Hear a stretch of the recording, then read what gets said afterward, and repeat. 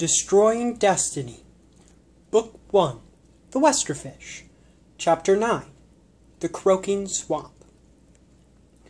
Beyond the sad borders of Bluetown, there exists a swamp, the Croaking Swamp, and in this swamp, our three heroes journey in search of the Easter Bunny's children, but only finding the burping boast and gurgling growls of giant frogs and the cheeps of their chirping tadpole children.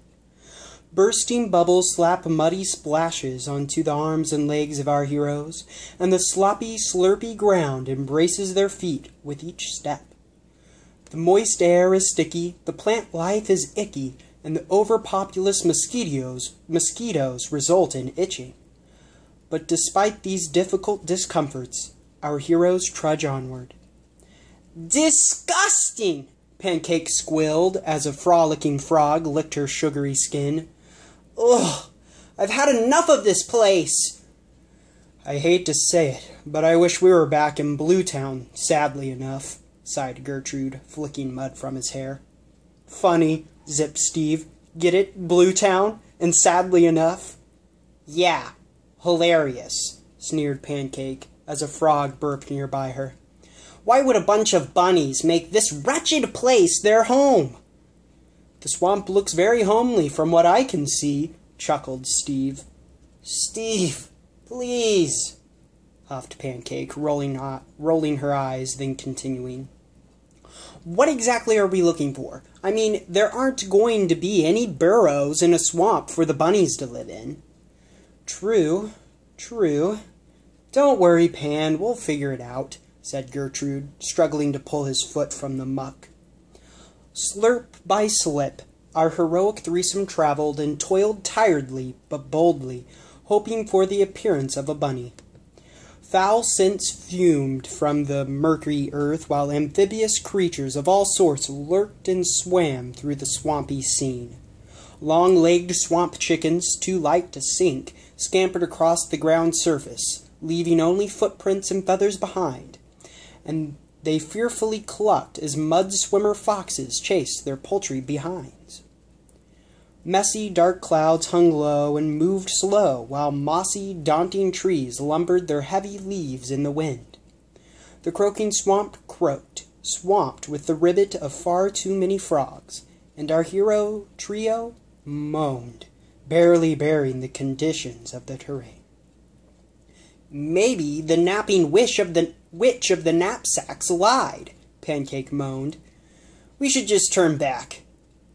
"Turn back to what? Bluetown?" said Steve nervously.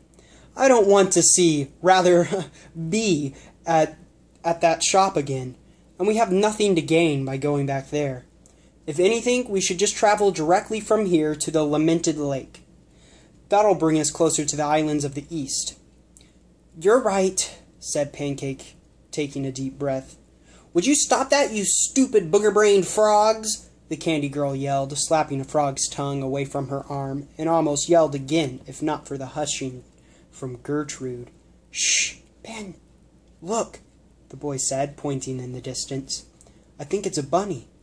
Roughly 5 Clark stomachs away, a muddy, furry figure sat innocently, scratching its long ear and grooming its small paw. "Come on, guys, let's talk to it, and maybe it'll lead us to the rest," Gertrude suggested, remembering that the Easter Bunny's offspring could speak. "Oh, look at it! It's so cute sitting there on top of the mud!" Pancake exclaimed. "Yes, we have to follow it. It's the one and only good thing we've seen here." With that, Gertrude, Pancake, and Steve approached the bunny, the only sound accompanying them being the slurp of the slop underfoot. "Hello, Mr. Bunny," spoke Gertrude as smoothly as he could. The bunny looked up at him, nose twitching and body shivering.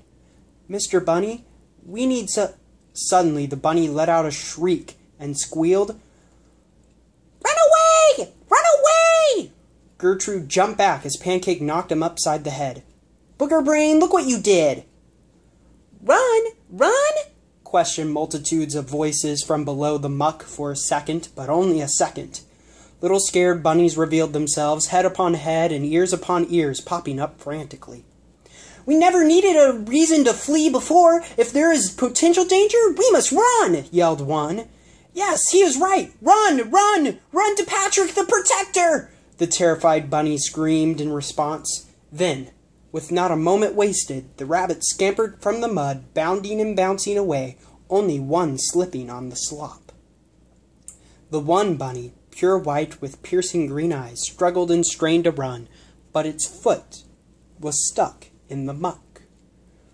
Hurry, Booger Brain, don't let it get away. We needed to guide us to the nest, urged Pancake, smiling. Oh, Pan, don't even act like you're frustrated, Gertrude grinned, combing back his hair. You're just happy to have something cute. Red as a cherry taffy, the girl blushed as the boy lunged for the bunny, successfully snatching it up with ease. Let me go, you swamp monster fiend! Release me, worker for the Westerfish! The furry rodent screamed in a soft, feminine voice. I'll bite your thumb off, specifically from your right hand.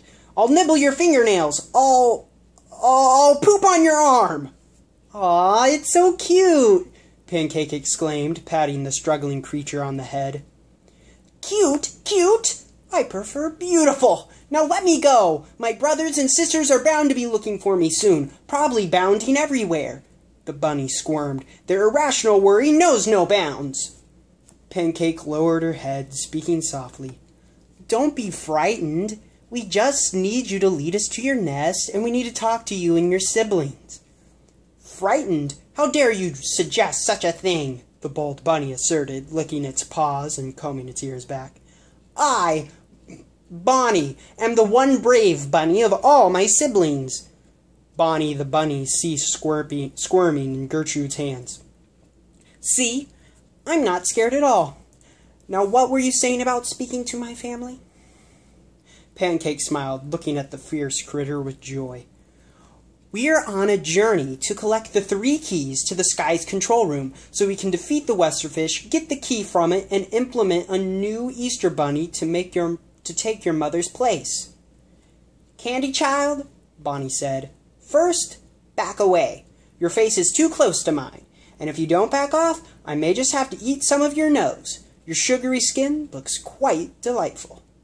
Hurt by the bunny's rudeness, Pancake backed away, having a hard time deciding whether she felt angry or sad, so both cinnamon blew from her nostrils and a gumdrop formed from her eyelid. That is what I thought, Bonnie sneered.